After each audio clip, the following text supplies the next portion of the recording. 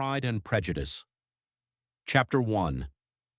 It is a truth universally acknowledged that a single man in possession of a good fortune must be in want of a wife. However little known the feelings or views of such a man may be on his first entering a neighborhood, this truth is so well fixed in the minds of the surrounding families that he is considered as the rightful property of someone or other of their daughters. "My dear Mr. Bennet," said his lady to him one day, "have you heard that Netherfield Park is let at last?" Mr. Bennet replied that he had not. "But it is," returned she, "for Mrs. Long has just been here, and she told me all about it." Mr. Bennet made no answer.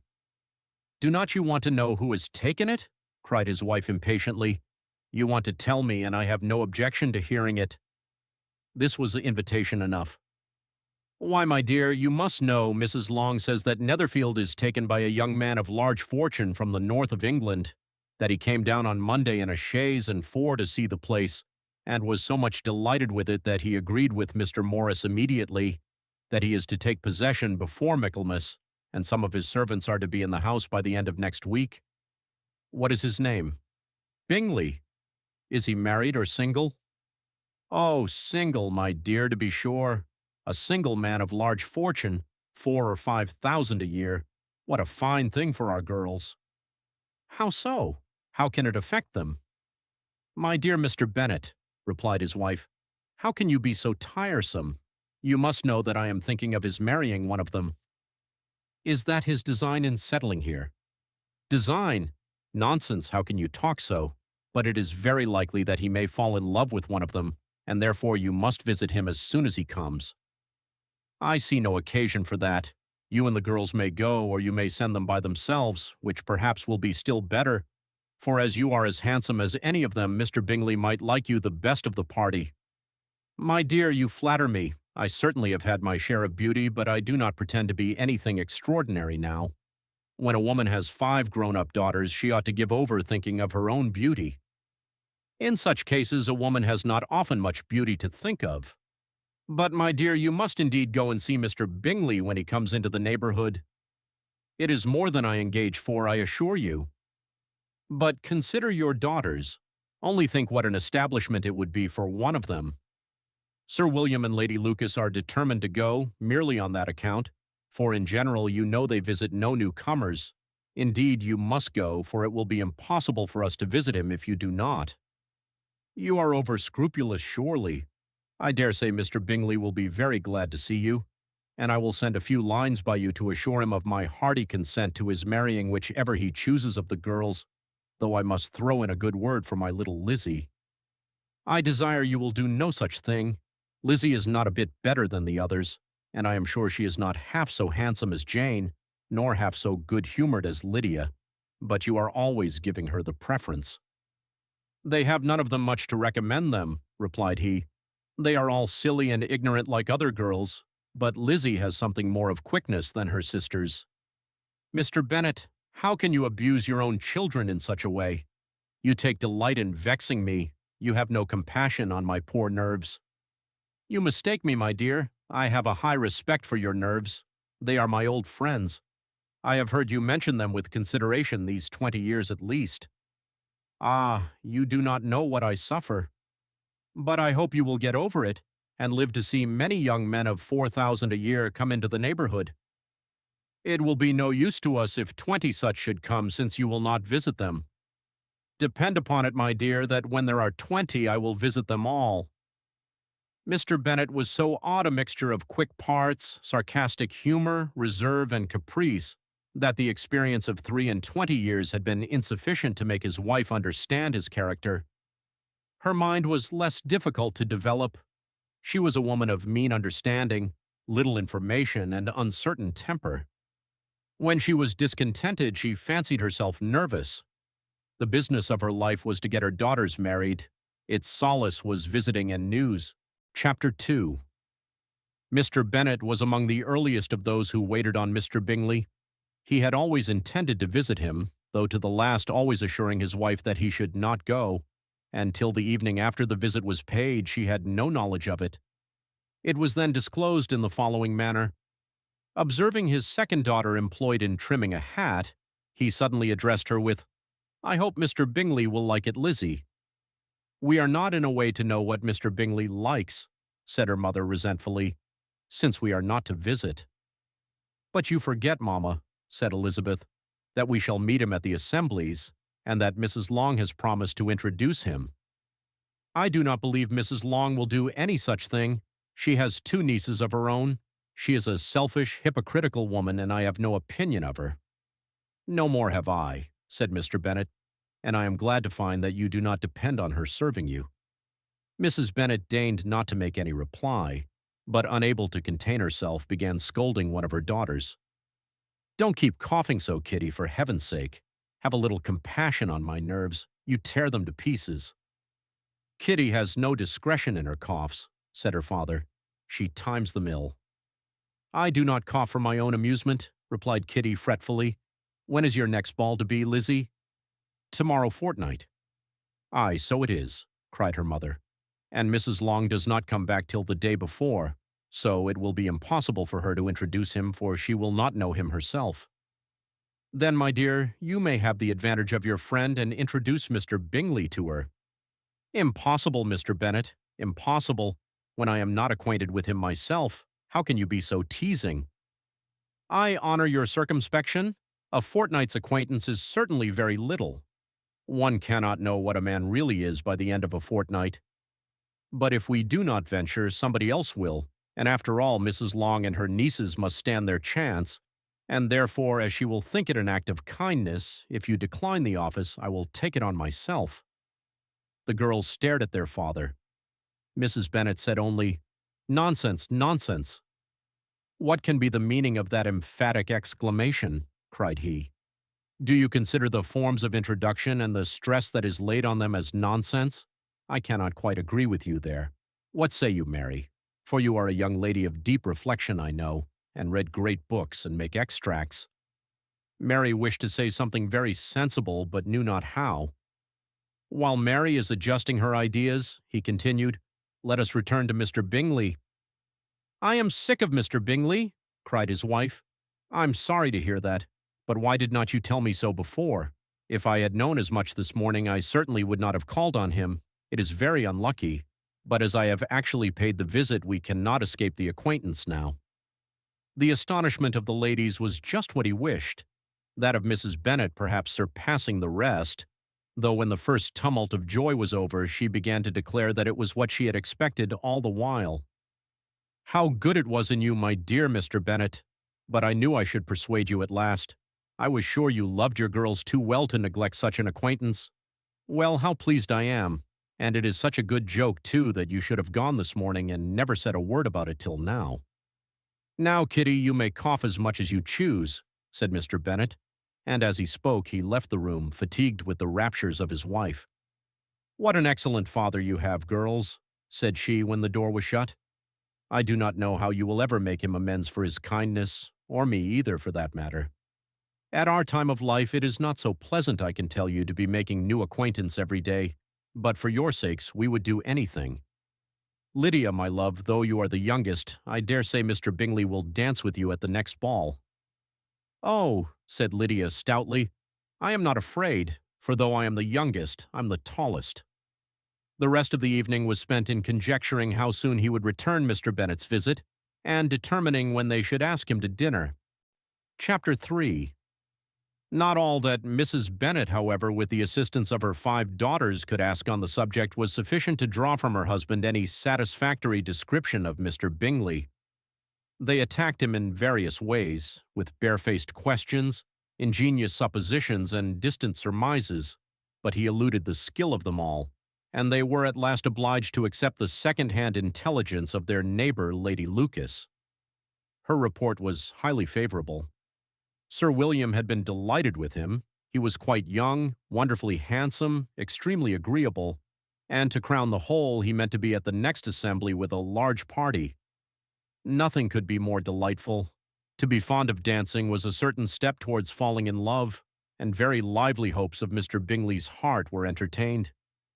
"If I can but see one of my daughters happily settled at Netherfield," said Mrs. Bennet to her husband, "and all the others equally well married, I shall have nothing to wish for." In a few days, Mr. Bingley returned Mr. Bennet's visit and sat about 10 minutes with him in his library. He had entertained hopes of being admitted to a sight of the young ladies, of whose beauty he had heard much, but he saw only the father. The ladies were somewhat more fortunate, for they had the advantage of ascertaining from an upper window that he wore a blue coat and rode a black horse. An invitation to dinner was soon afterwards dispatched, and already had Mrs. Bennet planned the courses that were to do credit to her housekeeping, when an answer arrived which deferred it all. Mr. Bingley was obliged to be in town the following day, and consequently unable to accept the honor of their invitation, etc. Mrs. Bennet was quite disconcerted.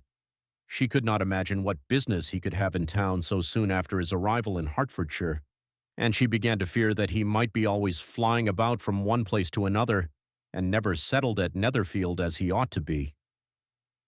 Lady Lucas quieted her fears a little by starting the idea of his being gone to London only to get a large party for the ball, and a report soon followed that Mr. Bingley was to bring 12 ladies and 7 gentlemen with him to the assembly. The girls grieved over such a number of ladies, but were comforted the day before the ball by hearing that instead of 12, he had brought only 6 with him from London, his 5 sisters and a cousin. And when the party entered the assembly room, it consisted of only 5 altogether: Mr. Bingley, his 2 sisters, the husband of the eldest, and another young man. Mr. Bingley was good-looking and gentlemanlike. He had a pleasant countenance and easy, unaffected manners. His sisters were fine women with an air of decided fashion. His brother-in-law, Mr. Hurst, merely looked the gentleman, but his friend Mr. Darcy soon drew the attention of the room by his fine, tall person, handsome features, noble mien, and the report which was in general circulation within 5 minutes after his entrance of his having 10,000 a year. The gentleman pronounced him to be a fine figure of a man.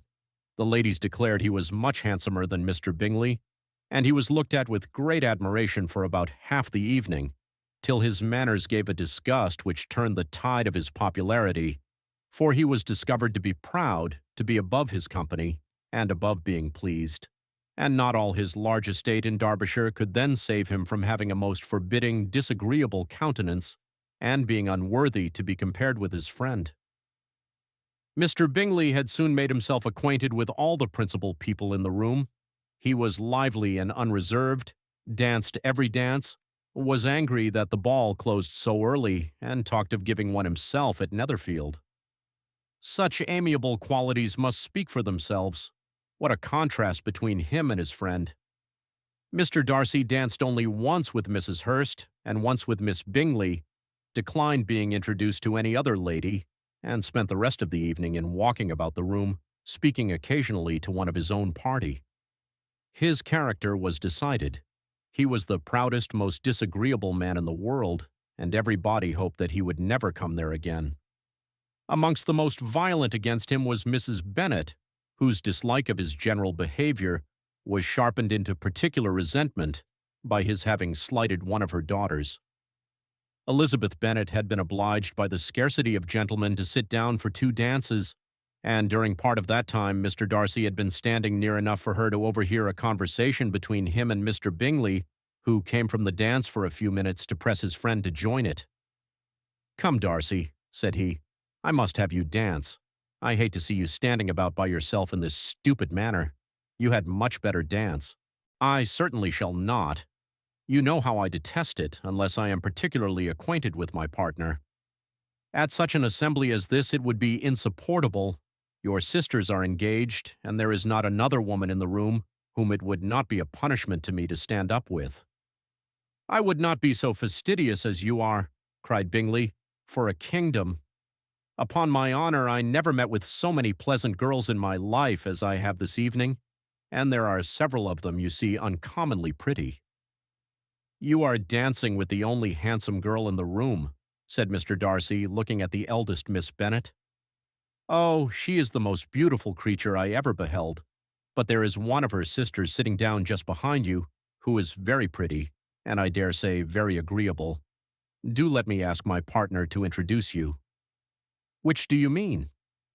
And turning round, he looked for a moment at Elizabeth, till catching her eye he withdrew his own and coldly said, "She is tolerable, but not handsome enough to tempt me, and I am in no humor at present to give consequence to young ladies who are slighted by other men. You had better return to your partner and enjoy her smiles, for you are wasting your time with me." Mr. Bingley followed his advice. Mr. Darcy walked off, and Elizabeth remained with no very cordial feelings towards him. She told the story, however, with great spirit among her friends, for she had a lively, playful disposition, which delighted in anything ridiculous. The evening altogether passed off pleasantly to the whole family. Mrs. Bennet had seen her eldest daughter much admired by the Netherfield party. Mr. Bingley had danced with her twice, and she had been distinguished by his sisters.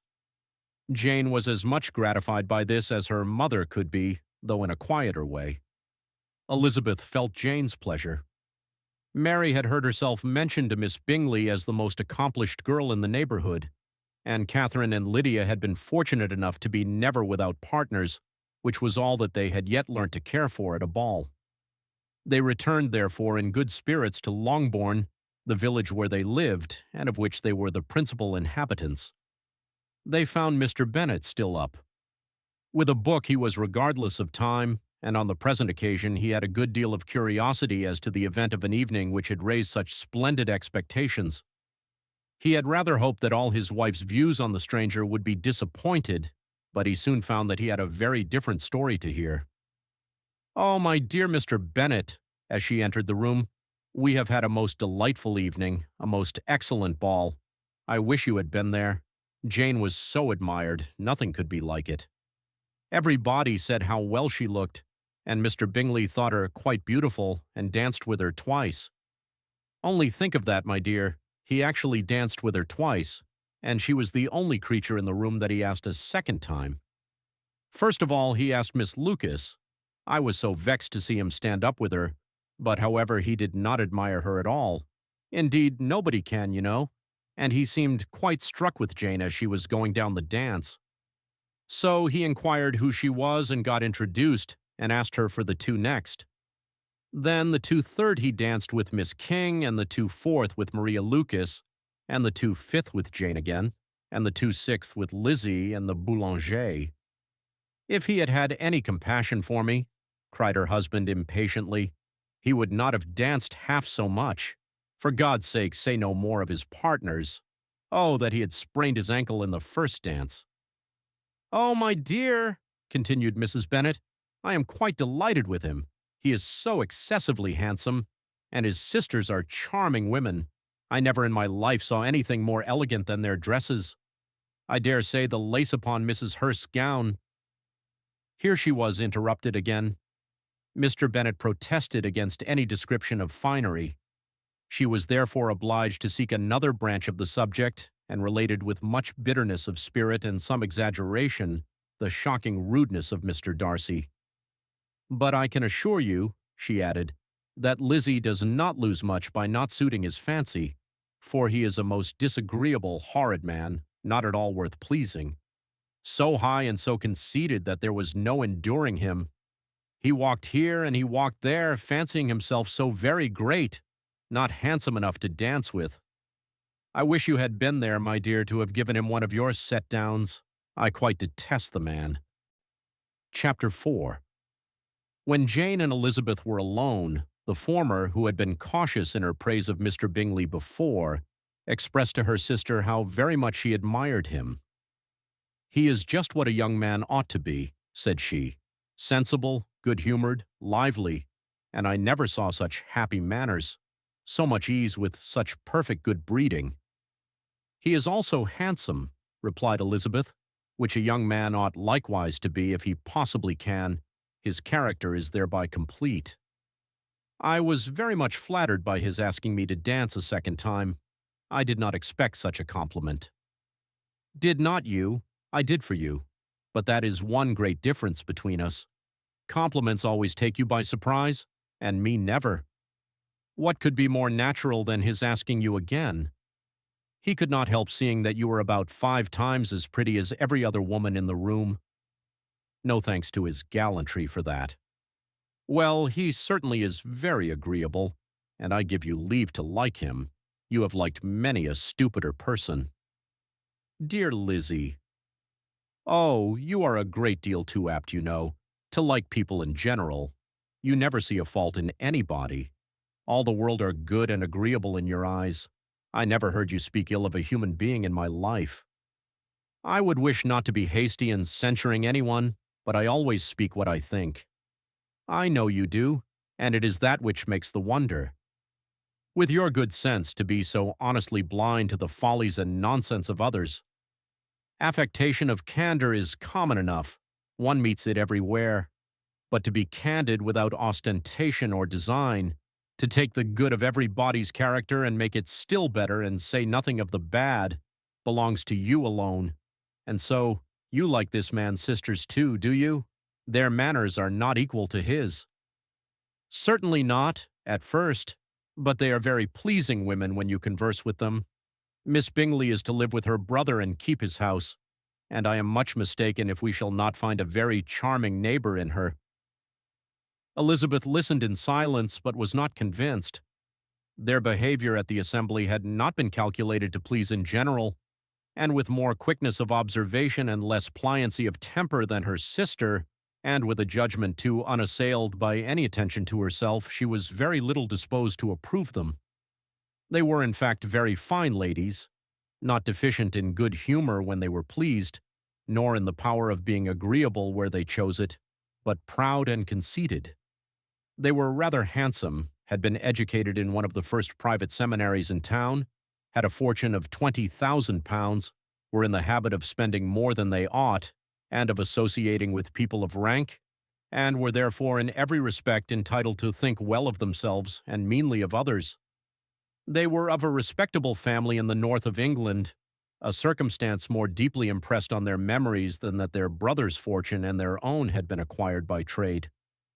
Mr. Bingley inherited property to the amount of nearly £100,000 from his father, who had intended to purchase an estate, but did not live to do it. Mr. Bingley intended it likewise, and sometimes made choice of his county, but as he was now provided with a good house and the liberty of a manor, it was doubtful to many of those who best knew the easiness of his temper, whether he might not spend the remainder of his days at Netherfield, and leave the next generation to purchase. His sisters were very anxious for his having an estate of his own, but though he was now established only as a tenant, Miss Bingley was by no means unwilling to preside at his table, nor was Mrs. Hurst, who had married a man of more fashion than fortune, less disposed to consider his house as her home when it suited her. Mr. Bingley had not been of age 2 years when he was tempted by an accidental recommendation to look at Netherfield House.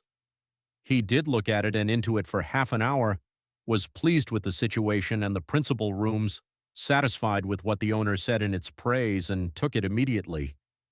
Between him and Darcy there was a very steady friendship, in spite of a great opposition of character. Bingley was endeared to Darcy by the easiness, openness, ductility of his temper, though no disposition could offer a greater contrast to his own, and though with his own he never appeared dissatisfied. On the strength of Darcy's regard, Bingley had the firmest reliance, and of his judgment the highest opinion. In understanding, Darcy was the superior. Bingley was by no means deficient, but Darcy was clever. He was at the same time haughty, reserved, and fastidious, and his manners, though well-bred, were not inviting. In that respect, his friend had greatly the advantage. Bingley was sure of being liked wherever he appeared. Darcy was continually giving offense. The manner in which they spoke of the Meryton assembly was sufficiently characteristic. Bingley had never met with pleasanter people or prettier girls in his life. Every body had been most kind and attentive to him. There had been no formality, no stiffness. He had soon felt acquainted with all the room, and as to Miss Bennet, he could not conceive an angel more beautiful. Darcy, on the contrary, had seen a collection of people in whom there was little beauty and no fashion, for none of whom he had felt the smallest interest, and from none received the either attention or pleasure. Miss Bennet he acknowledged to be pretty, but she smiled too much. Mrs. Hurst and her sister allowed it to be so, but still they admired her and liked her, and pronounced her to be a sweet girl and one whom they should not object to know more of. Miss Bennet was therefore established as a sweet girl, and their brother felt authorized by such commendation to think of her as he chose. Chapter 5.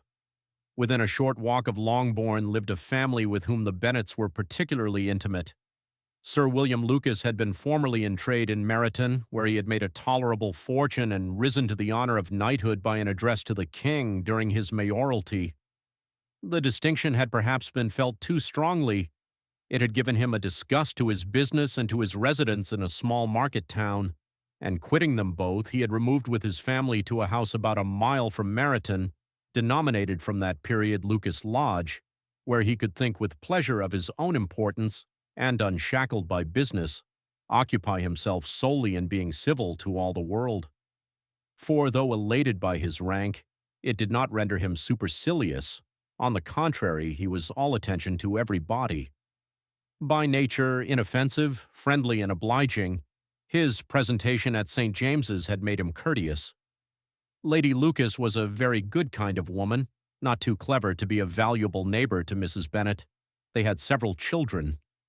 The eldest of them, a sensible, intelligent young woman, about 27, was Elizabeth's intimate friend. That the Miss Lucases and the Miss Bennets should meet to talk over a ball was absolutely necessary, and the morning after the assembly brought the former to Longbourn to hear and to communicate. "You began the evening well, Charlotte," said Mrs. Bennet with civil self-command to Miss Lucas. "You were Mr. Bingley's first choice." "Yes, but he seemed to like his second better." "Oh, you mean Jane, I suppose, because he danced with her twice. To be sure, that did seem as if he admired her. Indeed, I rather believe he did. I heard something about it, but I hardly know what. Something about Mr. Robinson."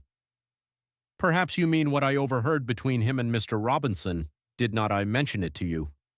Mr. Robinson's asking him how he liked our Meryton assemblies, and whether he did not think there were a great many pretty women in the room, and which he thought the prettiest, and his answering immediately to the last question, 'Oh, the eldest Miss Bennet, beyond a doubt. There cannot be two opinions on that point.' Upon my word, well, that was very decided indeed. That does seem as if— But however, it may all come to nothing, you know." "My overhearings were more to the purpose than yours, Eliza," said Charlotte. "Mr. Darcy is not so well worth listening to as his friend, is he? Poor Eliza, to be only just tolerable. I beg you would not put it into Lizzie's head to be vexed by his ill treatment, for he is such a disagreeable man that it would be quite a misfortune to be liked by him. Mrs. Long told me last night that he sat close to her for half an hour without once opening his lips." "Are you quite sure, ma'am?" "Is not there a little mistake?" said Jane. "I certainly saw Mr. Darcy speaking to her." "Aye, because she asked him at last how he liked Netherfield, and he could not help answering her. But she said he seemed very angry at being spoke to." "Miss Bingley told me," said Jane, "that he never speaks much unless among his intimate acquaintance. With them he is remarkably agreeable." "I do not believe a word of it, my dear. If he had been so very agreeable, he would have talked to Mrs. Long. But I can guess how it was. Everybody says that he is ate up with pride, and I dare say he had heard somehow that Mrs. Long does not keep a carriage, and had come to the ball in a hack chaise." "I do not mind his not talking to Mrs. Long," said Miss Lucas, "but I wish he had danced with Eliza." "Another time, Lizzie," said her mother. "I would not dance with him, if I were you." "I believe, ma'am, I may safely promise you never to dance with him. His pride," said Miss Lucas, "does not offend me so much as pride often does, because there is an excuse for it. One cannot wonder that so very fine a young man, with family, fortune, everything in his favor, should think highly of himself. If I may so express it, he has a right to be proud." "That is very true," replied Elizabeth, "and I could easily forgive his pride if he had not mortified mine." "Pride," observed Mary, who piqued herself upon the solidity of her reflections, "is a very common failing, I believe. By all that I have ever read, I am convinced that it is very common indeed, that human nature is particularly prone to it, and that there are very few of us who do not cherish a feeling of self-complacency on the score of some quality or other, real or imaginary." Vanity and pride are different things, though the words are often used synonymously. A person may be proud without being vain. Pride relates more to our opinion of ourselves, vanity to what we would have others think of us. "If I were as rich as Mr. Darcy," cried a young Lucas who came with his sisters, "I should not care how proud I was. I would keep a pack of foxhounds and drink a bottle of wine every day." "Then you would drink a great deal more than you ought," said Mrs. Bennet, "and if I were to see you at it, I should take away your bottle directly." The boy protested that she should not. She continued to declare that she would, and the argument ended only with the visit. Chapter 6. The ladies of Longbourn soon waited on those of Netherfield. The visit was returned in due form. Miss Bennet's pleasing manners grew on the goodwill of Mrs. Hurst and Miss Bingley, and though the mother was found to be intolerable and the younger sisters not worth speaking to, a wish of being better acquainted with them was expressed towards the two eldest. By Jane, this attention was received with the greatest pleasure, but Elizabeth still saw superciliousness in their treatment of everybody, hardly excepting even her sister, and could not like them, though their kindness to Jane, such as it was, had a value as arising in all probability from the influence of their brother's admiration. It was generally evident whenever they met that he did admire her, and to her it was equally evident that Jane was yielding to the preference which she had begun to entertain for him from the first, and was in a way to be very much in love. But she considered with pleasure that it was not likely to be discovered by the world in general, since Jane united with great strength of feeling, a composure of temper, and a uniform cheerfulness of manner, which would guard her from the suspicions of the impertinent. She mentioned this to her friend Miss Lucas. "It may perhaps be pleasant," replied Charlotte, "to be able to impose on the public in such a case, but it is sometimes a disadvantage to be so very guarded. If a woman conceals her affection with the same skill from the object of it, she may lose the opportunity of fixing him, and it will then be but poor consolation to believe the world equally in the dark. There is so much of gratitude or vanity in almost every attachment, that it is not safe to leave any to itself. We can all begin freely, a slight preference is natural enough, but there are very few of us who have heart enough to be really in love without encouragement. In 9 cases out of 10, a woman had better show more affection than she feels. Bingley likes your sister undoubtedly, but he may never do more than like her if she does not help him on." "But she does help him on as much as her nature will allow. If I can perceive her regard for him, he must be a simpleton indeed not to discover it too. Remember, Eliza, that he does not know Jane's disposition as you do. But if a woman is partial to a man, and does not endeavor to conceal it, he must find it out. Perhaps he must, if he sees enough of her. But though Bingley and Jane meet tolerably often, it is never for many hours together, and as they always see each other in large mixed parties, it is impossible that every moment should be employed in conversing together. Jane should therefore make the most of every half hour in which she can command his attention. When she is secure of him, there will be leisure for falling in love as much as she chooses." "Your plan is a good one," replied Elizabeth, "where nothing is in question but the desire of being well married, and if I were determined to get a rich husband, or any husband, I dare say I should adopt it.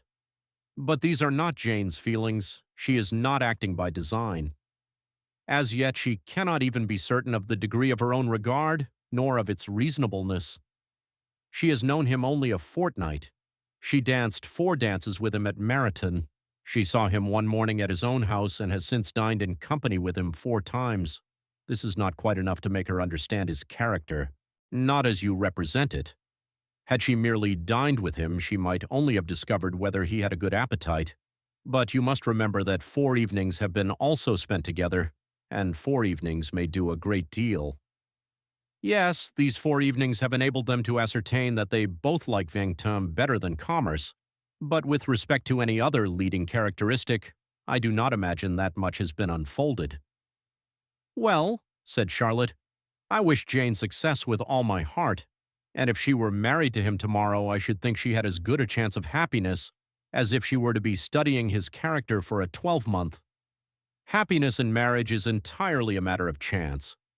If the dispositions of the parties are ever so well known to each other, or ever so similar beforehand, it does not advance their felicity in the least. They always continue to grow sufficiently unlike afterwards to have their share of vexation, and it is better to know as little as possible of the defects of the person with whom you are to pass your life. You make me laugh, Charlotte, but it is not sound. You know it is not sound, and that you would never act in this way yourself.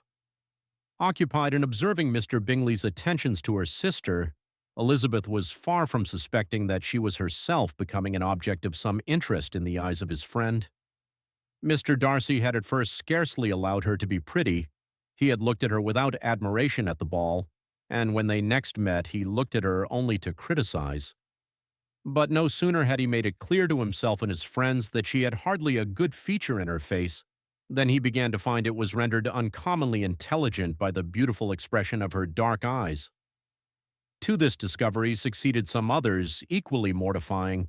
Though he had detected with a critical eye more than one failure of perfect symmetry in her form, he was forced to acknowledge her figure to be light and pleasing, and in spite of his asserting that her manners were not those of the fashionable world, he was caught by their easy playfulness. Of this she was perfectly unaware. To her he was only the man who made himself agreeable nowhere, and who had not thought her handsome enough to dance with. He began to wish to know more of her, and as a step towards conversing with her himself, attended to her conversation with others.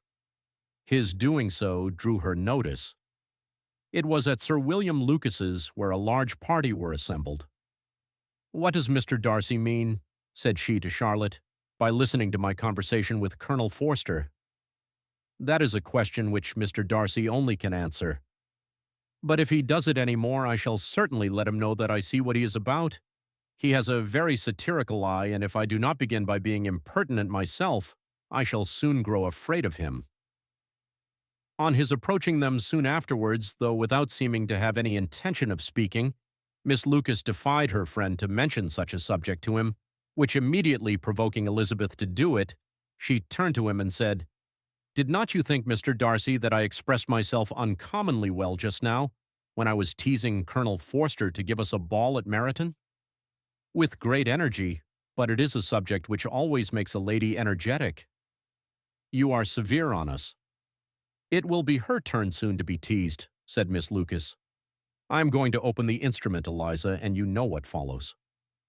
"You are a very strange creature by way of a friend, always wanting me to play and sing before any body and everybody. If my vanity had taken a musical turn, you would have been invaluable, but as it is, I would really rather not sit down before those who must be in the habit of hearing the very best performers." On Miss Lucas's persevering, however, she added, "Very well, if it must be so, it must." And gravely glancing at Mr. Darcy, "There is a fine old saying, which everybody here is of course familiar with, 'Keep your breath to cool your porridge,' and I shall keep mine to swell my song." Her performance was pleasing, though by no means capital. After a song or two, and before she could reply to the entreaties of several that she would sing again, she was eagerly succeeded at the instrument by her sister Mary, who, having, in consequence of being the only plain one in the family, worked hard for knowledge and accomplishments, was always impatient for display. Mary had neither genius nor taste, and though vanity had given her application, it had given her likewise a pedantic air and conceited manner, which would have injured a higher degree of excellence than she had reached. Elizabeth, easy and unaffected, had been listened to with much more pleasure, though not playing half so well. And Mary, at the end of a long concerto, was glad to purchase praise and gratitude by Scotch and Irish airs, at the request of her younger sisters, who with some of the Lucases and 2 or 3 officers joined eagerly in dancing at one end of the room. Mr. Darcy stood near them in silent indignation at such a mode of passing the evening, to the exclusion of all conversation, and was too much engrossed by his own thoughts to perceive that Sir William Lucas was his neighbor, till Sir William thus began. "What a charming amusement for young people this is, Mr. Darcy. There is nothing like dancing after all. I consider it as one of the first refinements of polished societies." "Certainly, sir, and it has the advantage also of being in vogue amongst the less polished societies of the world, Every savage can dance." Sir William only smiled. "Your friend performs delightfully," he continued after a pause on seeing Bingley join the group, "and I doubt not that you are an adept in the science yourself, Mr. Darcy." "You saw me dance at Meryton, I believe, sir?" "Yes, indeed, and received no inconsiderable pleasure from the sight. Do you often dance at St. James's?" "Never, sir." "Do you not think it would be a proper compliment to the place?" "It is a compliment which I never pay to any place if I can avoid it." "You have a house in town, I conclude?" Mr. Darcy bowed. "I had once some thoughts of fixing in town myself, for I am fond of superior society, but I did not feel quite certain that the air of London would agree with Lady Lucas." He paused in hopes of an answer, but his companion was not disposed to make any, and Elizabeth at that instant moving towards them, he was struck with the notion of doing a very gallant thing, and called out to her, "My dear Miss Eliza, why are not you dancing? Mr. Darcy, you must allow me to present this young lady to you as a very desirable partner. You cannot refuse to dance, I am sure, when so much beauty is before you." And taking her hand, he would have given it to Mr. Darcy, who, though extremely surprised, was not unwilling to receive it, when she instantly drew back and said with some discomposure to Sir William, "Indeed, sir, I have not the least intention of dancing. I entreat you not to suppose that I move this way in order to beg for a partner."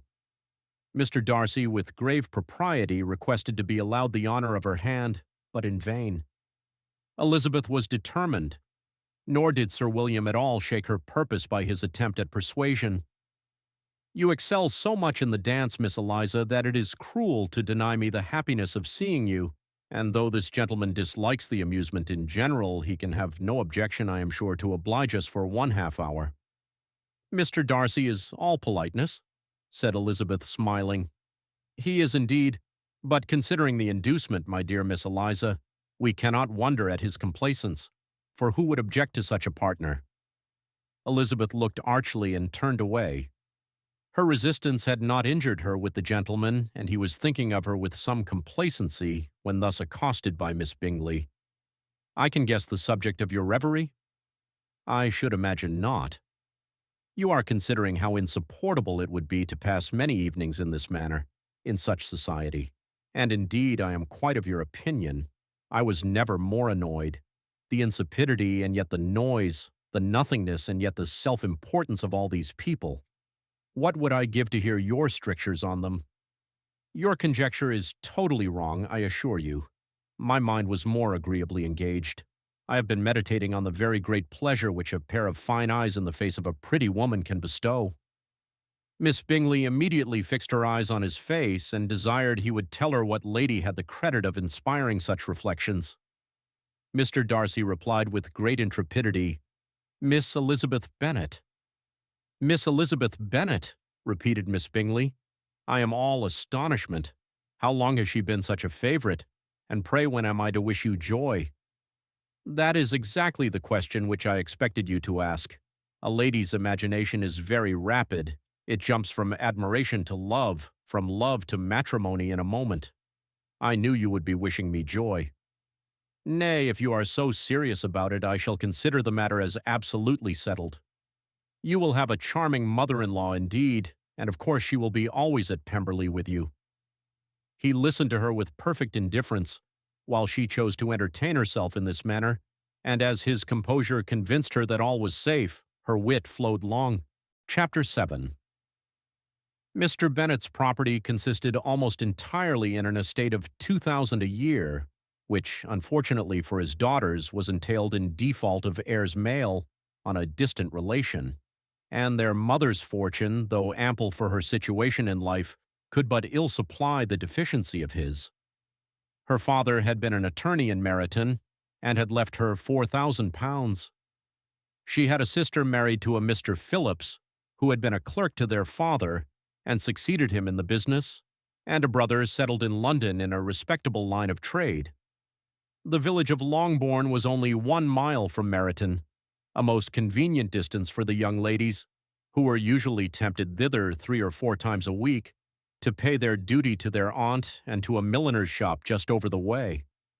The 2 youngest of the family, Catherine and Lydia, were particularly frequent in these attentions. Their minds were more vacant than their sisters', and when nothing better offered, a walk to Meryton was necessary to amuse their morning hours and furnish conversation for the evening. And however bare of news the country in general might be, they always contrived to learn some from their aunt. At present, indeed, they were well supplied both with news and happiness by the recent arrival of a militia regiment in the neighborhood. It was to remain the whole winter, and Meryton was the headquarters. Their visits to Mrs. Phillips were now productive of the most interesting intelligence. Every day added something to their knowledge of the officers' names and connections.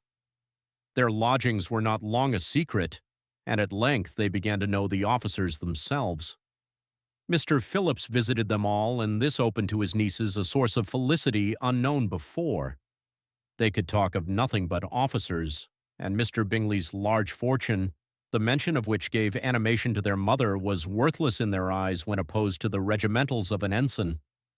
After listening one morning to their effusions on this subject, Mr. Bennet coolly observed, "From all that I can collect by your manner of talking, you must be two of the silliest girls in the country. I have suspected it some time, but I am now convinced." Catherine was disconcerted and made no answer, but Lydia, with perfect indifference, continued to express her admiration of Captain Carter and her hope of seeing him in the course of the day, as he was going the next morning to London. "I am astonished, my dear," said Mrs. Bennet, "that you should be so ready to think your own children silly. If I wish to think slightingly of anybody's children, it should not be of my own, however. If my children are silly, I must hope to be always sensible of it. Yes, but as it happens, they are all of them very clever. This is the only point, I flatter myself, on which we do not agree. I had hoped that our sentiments coincided in every particular, but I must so far differ from you as to think our two youngest daughters uncommonly foolish. My dear Mr. Bennet, you must not expect such girls to have the sense of their father and mother. When they get to our age, I dare say they will not think about officers any more than we do. I remember the time when I liked a red coat myself very well, and indeed so I do still at my heart, and if a smart young colonel with 5,000 or 6,000 a year should want one of my girls, I shall not say nay to him, and I thought Colonel Forster looked very becoming the other night at Sir William's in his regimentals."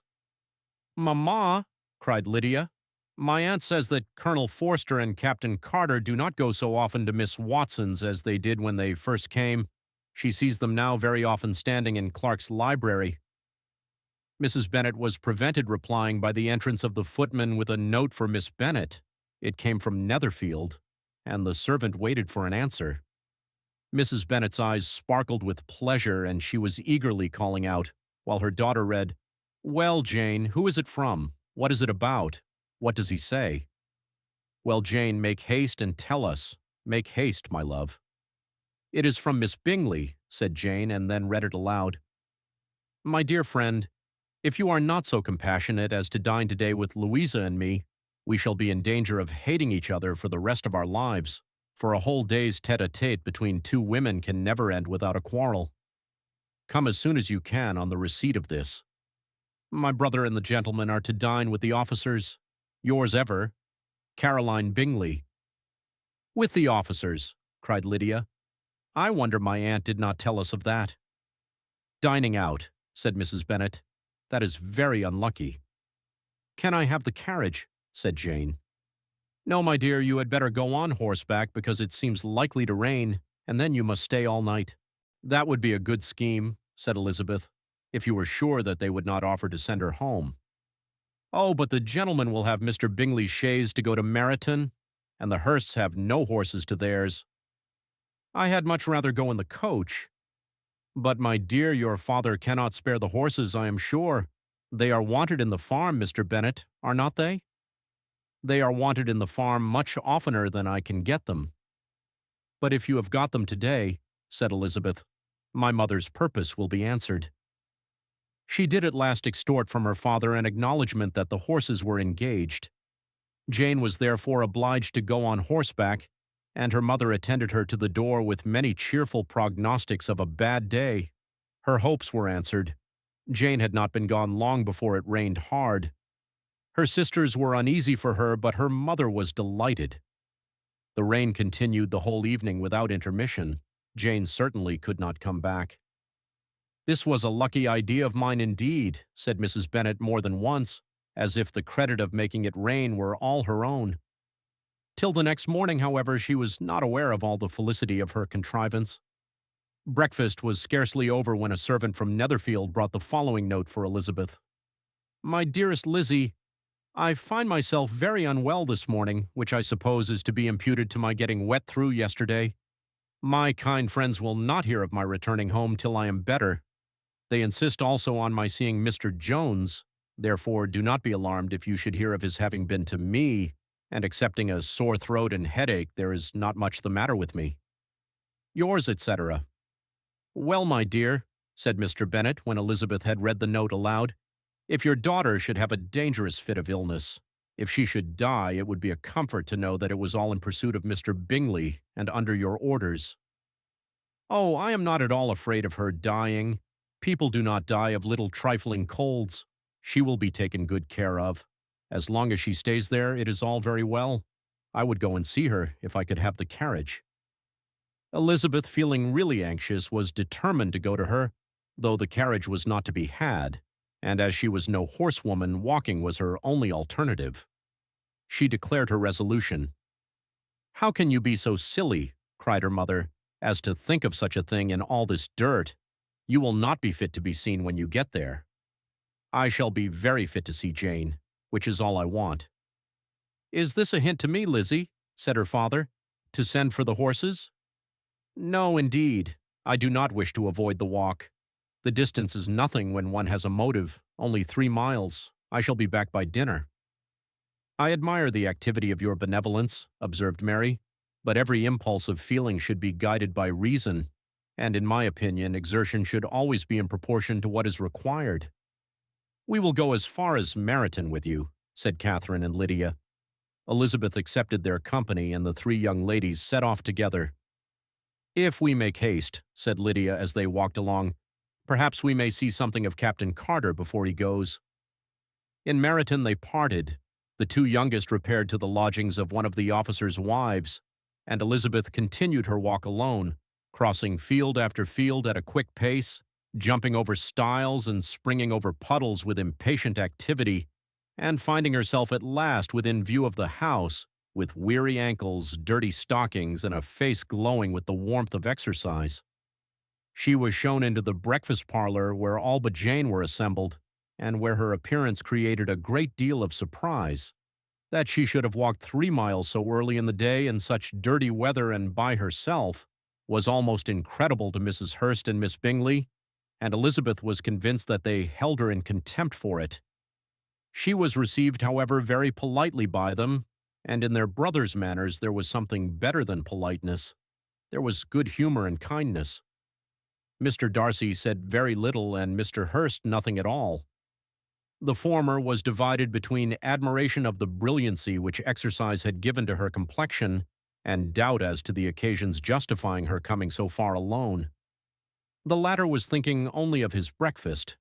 Her inquiries after her sister were not very favorably answered. Miss Bennet had slept ill, and though up, was very feverish and not well enough to leave her room. Elizabeth was glad to be taken to her immediately, and Jane, who had only been withheld by the fear of giving alarm or inconvenience, from expressing in her note how much she longed for such a visit, was delighted at her entrance. She was not equal, however, to much conversation, and when Miss Bingley left them together could attempt little beside expressions of gratitude for the extraordinary kindness she was treated with. Elizabeth silently attended her. When breakfast was over, they were joined by the sisters, and Elizabeth began to like them herself when she saw how much affection and solicitude they showed for Jane.